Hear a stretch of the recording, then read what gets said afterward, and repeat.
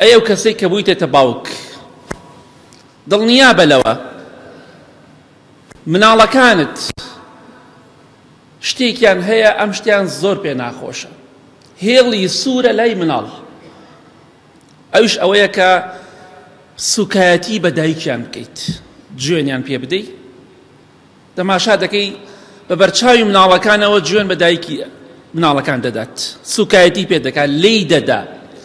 ئەم مەسەلەیە پێویستە ئاگاداری ئەو خاڵە بین وەکو باوکێک، چونکە عەزیەتدانی دایک لای منداڵ هێڵی سوورە.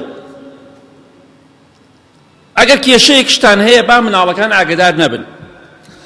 قەت بیر لەوە نەکەیتەوە باوکی بەڕێز، هیچ باوکێک لە خۆمەوە هەتا هەمووتان وەکو عام باسێکە، ناڵێم 100% بەس وەکو عام، هیچ باوکێک بیر لەوە نەکاتەوە ئەوە بە خەیاڵیان نەیە کە بگاتە پلەی دایک لای مناڵ.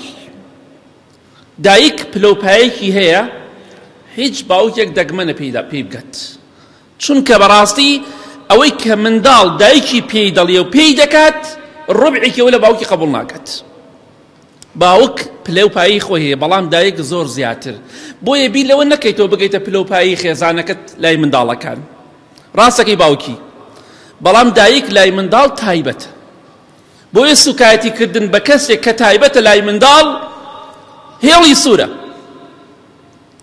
خۆشەویستی خوا صلی الله عليه وسلم لە حەدیثێکی صحیح بوخاری مسلم داهاتووە، پیاوێ دێتە خزمەتی دەفەرمێ ئەی خۆشەویستی خوا صلی الله عليه وسلم لە هەموو کەسێ زیاتر کێ شایانی ئەوەیە کە هاوڕێتی بکەم و چاک بم لەگەڵیا چاک بم.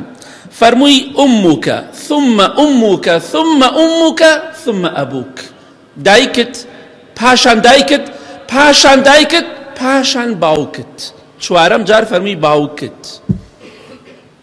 کەواتە 175 یعنی دایک مافی زیاتر هەیە بەسەر مناڵەکانەوە. کەواتە برای بەڕێزم، باوکی بەڕێز، ئاگادار بە خۆت ناشرین مەکە لای مناڵ. کێشەیەک لەگەڵ خێزان تا هەیە دایکی منداڵەکان هەوڵ بدە لە شوێنێکە چارەسەری بکە لەگەڵیا با لای مناڵە سوکایەتی بە دایکیان مەکە، چونکە بەڕاستی ڕقت لێ بەسن، بەڕاستی زەرەر ئەەکەی. ئەمە خاڵێک تریش لەو خاڵانەی کە مشکلەیە، چونکە ئەگەر تۆ سوکایەتیت بە دایک کرد، دایکی منداڵەکان، سوکایەتی بە کەسێک دەکەی کە بە خێوکەری مناڵەکانتە، لەوانەیە بەیانی مناڵەکانیشت هەمان ڕەفتاری تۆ بگرن. تۆ مامۆستاکەیان کە دایکیانە سوکایەتی پێ بکەی زەرەر دەکەی، زەرەرەکە بۆ خۆتە، مناڵەکانی خۆت خراپ دەردەچی. بۆیە دایک هیچ کەسێک، هیچ باوکێک ناتوانێت بگاتە پلەی دایک و باوک، پلەی دایک لای منداڵەکانی. کەواتە ئاگاداری ئەو خاڵە بێ، چاکیش لەوە دڵنیا بە.